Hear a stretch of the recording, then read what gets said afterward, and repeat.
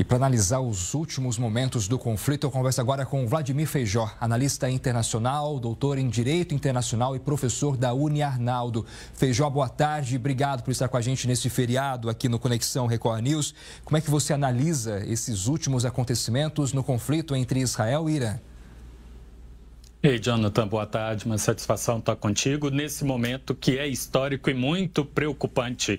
Crimes de guerra cometidos pelos dois lados desse escalonamento que está muito acelerado. Pela primeira vez na história, um reator nuclear foi bombardeado por um país. Israel atacou o reator de Arak, causando a cidade de Arak, né, a região, causando alerta na Agência Internacional de Energia Atômica que acompanhava esse reator com câmera e sensores e hoje já não tem e, portanto, precisará fazer uma visita em loco para saber se não tem radiação saindo. E, por outro lado, o Irã atinge uma área residencial, um hospital do sul de Israel, que atendia a 2 milhões de israelenses que estão naquela região, depois alega que tinha como alvo 2 instalações militares do exército israelense, né, a IDF, um deles um centro de operações estratégicas que estaria conduzindo ataques no Irã. Porém, a distância desse hospital para essas instalações militares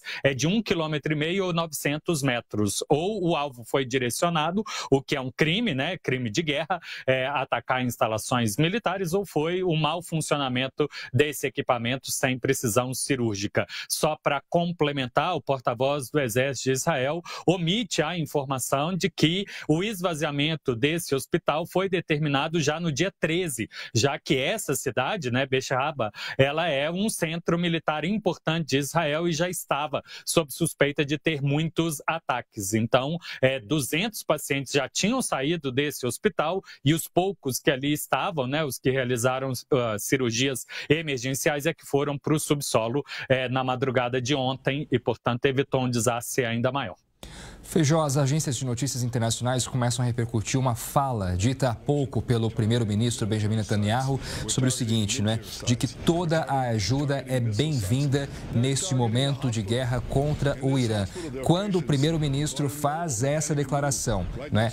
De que ajuda ele está comentando e quais países poderiam enviar algum reforço para Israel neste momento? Sabemos que os Estados Unidos certamente estão em primeiro lugar. Isso, e já houve, para quem acompanha toda a mobilização de tropas, envios de embarcações e aeronaves britânicas e também 2 aviões da Alemanha a acender os seus transponders, né? O que normalmente não acontece em viagens sigilosas, mostrando que também estão no Oriente Médio. Ao mesmo tempo que 9 países da União Europeia pedem um bloqueio econômico e militar a Israel como maneira de reduzir as tensões e não permitir violências repetidas que aconteçam. Então, Jonathan, é um negócio um tanto quanto complicado. É possível que exista apoio da OTAN, mas ao mesmo tempo é possível que esse apoio se encerre, já que a Alemanha, Espanha, Reino Unido agendaram para amanhã uma reunião direta com o Irã para retomar as negociações. Então, tem movimentação militar de apoio, mas também tem movimentação diplomática e política para reduzir o apoio a Israel, imaginando que um conflito naquela região seria muito perigoso para a humanidade e que, portanto, o preparo militar deve ser feito com cautela para não empoderar Israel a tomar medidas mais duras que impediriam o retorno a uma normalidade e só levariam ao escalonamento. Feijó, eu quero analisar uma outra notícia aqui com você. Um porta-voz militar disse inicialmente que também havia atingido Bushehr, local da única usina nuclear em funcionamento do Irã. Mas um porta-voz afirmou depois que isso foi um erro. Instalações de Isfahan e Natanz foram atingidas. O exército israelense afirmou também ter atacado a usina nuclear de Kondab, perto da cidade central de Arak, no Irã. A mídia iraniana noticiou que 2 projéteis atingiram uma área próxima à instalação. Não houve relatos de ameaças de radiação no local, o que é claro a grande preocupação a partir desses ataques das consequências à saúde da população que vive no entorno e se isso, inclusive, poderia extrapolar fronteiras e atingir países vizinhos, né? A questão do risco nuclear envolvido nessas operações. Exato, pela primeira vez na história, um reator nuclear em funcionamento foi atacado em palco de guerra e a Agência Internacional de Energia Atômica, que acompanhava esse reator, perdeu os registros e eu falava na minha entrada anterior que agora vai precisar fazer uma visita em loco. Ontem a gente teve notícias diretamente do presidente da Rússia, Vladimir Putin, que avisou Israel que não vai parar as suas atividades nucleares no Irã, que tem contratado a construção de 5 usinas de produção de energia elétrica e que mais de 200 russos técnicos continuarão com isso e que Israel deve tirar dos seus alvos quaisquer instalações nucleares iranianas sobre o perigo de atingirem pessoal russo e forçar a Rússia a tomar uma outra posição no conflito. Lembrando, para os espectadores, por volta de 15% da população israelense tem dupla cidadania ou pelo menos origem russa, o que coloca o governo sempre, né, da Rússia em cima do muro. Mas havendo prejuízo aos seus interesses diretos dentro do Irã e ainda mais com perda de pessoal técnico de nacionalidade russa, as posições poderiam mudar e já houve esse alerta nesse sentido. Outra notícia agora é que os ministros das Relações Exteriores da Alemanha, França e Grã-Bretanha planejam realizar negociações nucleares com o Irã amanhã em Genebra, na Suíça. Isso vai em encontro ao que o Feijó falava há pouco. Primeiro, os ministros vão se encontrar com a principal diplomata da União Europeia, a Kaja Kallas, antes de realizar uma reunião conjunta com o ministro das Relações Exteriores iraniano. A iniciativa europeia surge em meio a temores de um conflito crescente no Oriente Médio. O presidente americano Donald Trump se recusou a dizer se os Estados Unidos vão se juntar a Israel, alimentando preocupações de que a crise possa se intensificar. É claro, né, Feijó? É questão de tratar a situação ainda no campo diplomático para impedir um agravamento da situação. Agora, analisando os últimos conflitos, né, em andamento no mundo, a diplomacia falhou em todas essas ocasiões. Exatamente, as vozes e o lobby de guerra, do lucro a se obter, ou então alguns estrategistas que se esquecem de erros do passado, imaginaram ter potenciais ganhos geopolíticos e optaram pela guerra. Os diplomatas de carreira têm insistido para os Estados Unidos de uma potencial linha argumentativa que Netanyahu bombardeou o Irã exatamente para minar as negociações que estavam em andamento direcionadamente, matou o negociador iraniano para dificultar conversas pós o início desses ataques recíprocos desde o dia 13 deste mês e agora querem manter essa porta em aberta. Jonathan, ontem quem rastreia aviões do Irã viram que 2 aviões presidenciais foram rumo ao Omã, onde as negociações com os Estados Unidos estavam agendadas para domingo passado, dando indício que é possível que em paralelo a essas conversas europeias também estejam ocorrendo, mesmo sem dizer, negociações também com representantes dos Estados Unidos e o Irã com a intermediação de Omã. Por outro lado, aqueles que acompanham tudo o que acontece em Washington, nos Estados Unidos, dizem que o Donald Trump já recebeu o briefing, né, a informação sobre os riscos de envolvimento na guerra, lembrando todo o prejuízo da derrubada do regime do Iraque, do Afeganistão e da Síria, que no seu lugar criaram novos terroristas, o ISIS, né, o Estado Islâmico, muito pior do que os regimes que estavam antes, além da leva de milhões de refugiados que acabaram gerando instabilidade na Europa. E ainda as questões da própria bomba que os Estados Unidos teria, né, que fura o bunker, não ser eficiente diante eventual projeto do Irã não ser em linha reta e os diferentes andares, né, serem curvados, portanto, impedindo esse sucesso. E uma vez que essa bomba fosse lançada, seria uma guerra direta, Estados Unidos e Irã, e aí o perigo de acender o envolvimento do Afeganistão, das milícias do Iraque e, quem sabe, até do Paquistão desse conflito internacional, colocaria o mundo em um perigo de uma guerra muito maior do que exclusivamente apenas de tentativa de derrubada do regime dos ayatolás no Irã.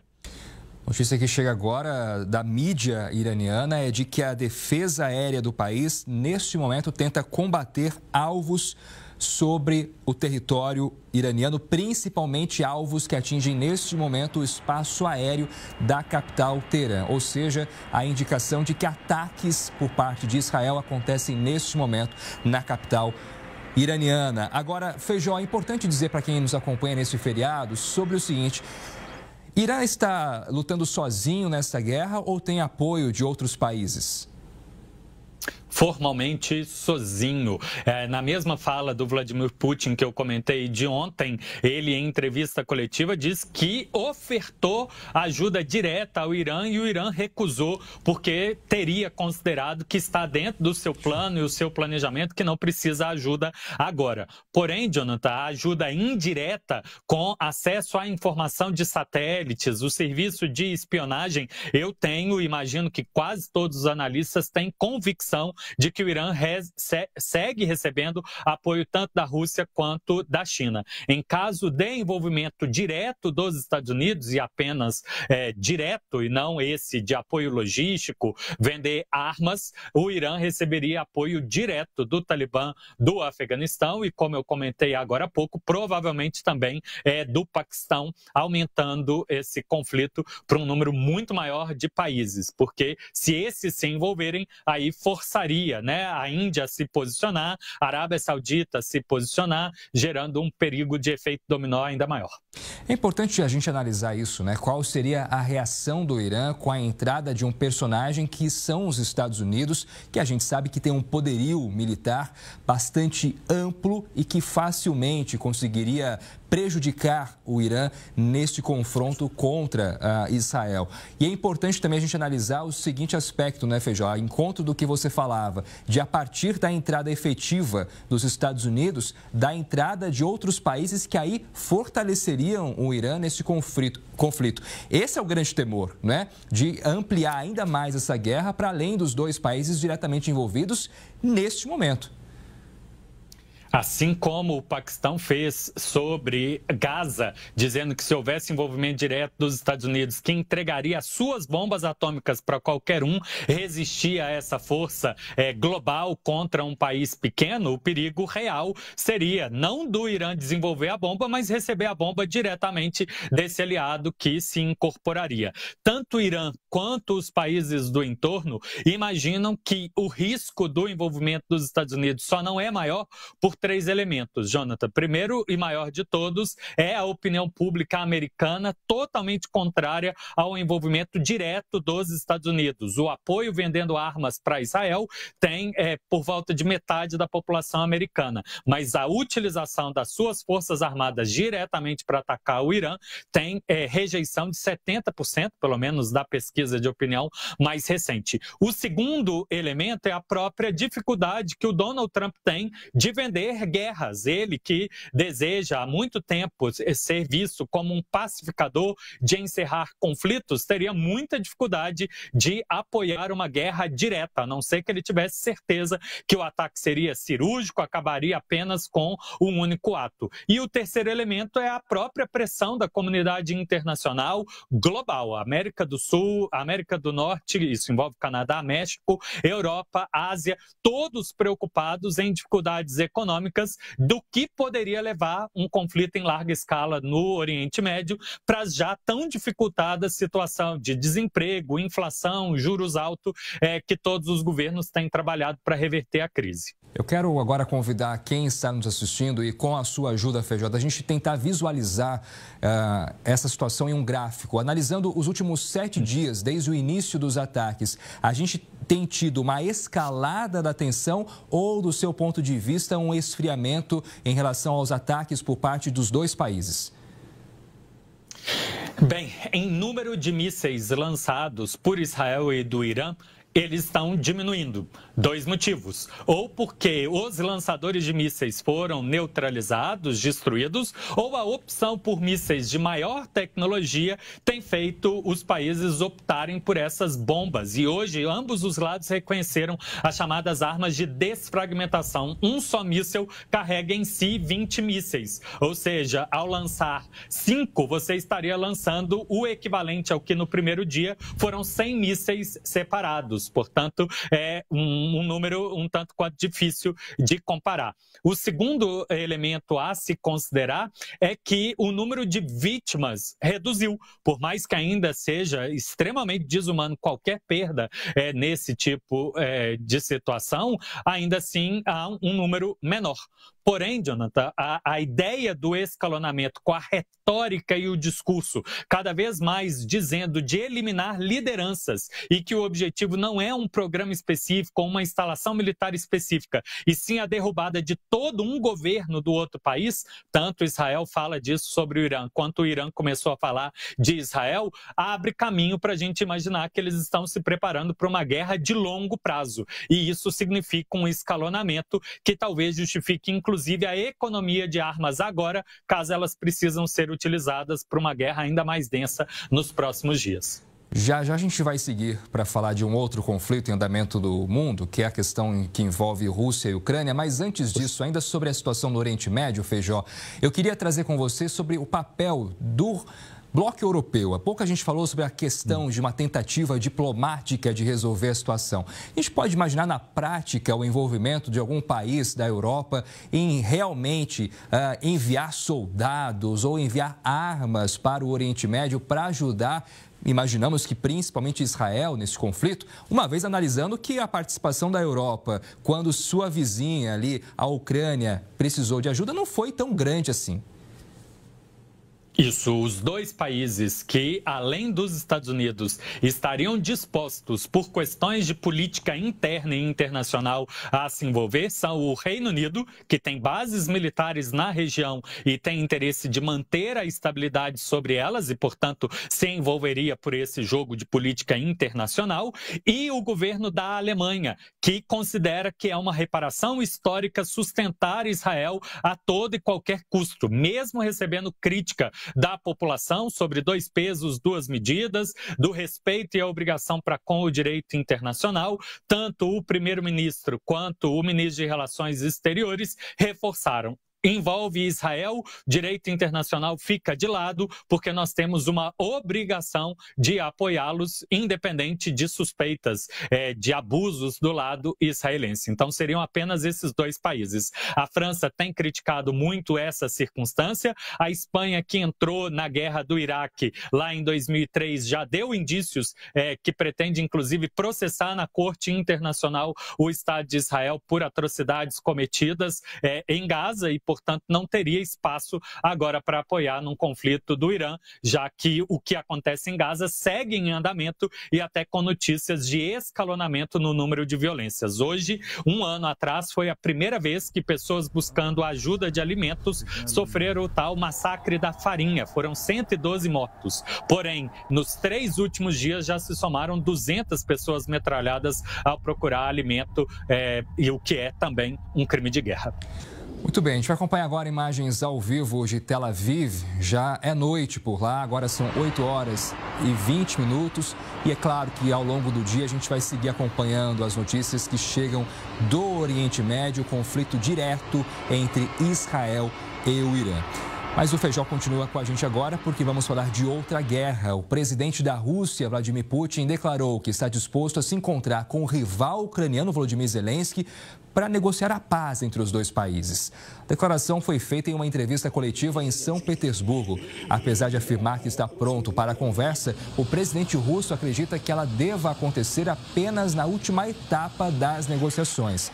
Putin disse que se Donald Trump fosse o presidente dos Estados Unidos no início do conflito, em fevereiro de 2022, a guerra sequer teria começado.